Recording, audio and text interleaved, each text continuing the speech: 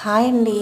ఇలా చూసారా అండి, వీటిల్ని అలసందుల రసం అంటారండి. అదేనండి బొబ్బర్లు అంటారు కదా, వాటితో తయారు చేసిన రసం అండి.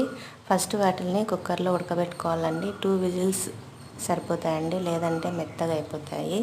2 విజిల్స్ పెట్టి వాటి నుంచి వచ్చిన రసంతో మనం చింతపండు వేసి, నిమ్మకాయ అంత చింతపండు వేసి రసం పెడతామండి. అందులోకి ఒక పొడి తయారు చేశానండి. స్పూన్ ధనియాలు, 1 స్పూన్ జీలకర్ర, 1 స్పూను మిరియాలు, 4 వెల్లుల్లి రెబ్బలు, 3 ఒట్టిమిరపకాయలండి వేయించి పొడి చేసి పెట్టుకోవాలండి. తర్వాత కొన్ని బొబ్బర్లు తీసి ఆ రసంలో వేసి బాగా మెత్తగా జ్యూస్ తయారు చేసుకొని, ఉప్పు తగినంత వేసుకొని ఆ పొడి అందులో కలిపేసి పోపు పెట్టుకొని అందులో వేసేయడమే అండి. కొంచెం బాగా కాగిన తర్వాత దించి సర్వ్ చేసుకోవడమే అండి. చాలా హెల్త్ బెనిఫిట్స్ ఉన్నాయండి.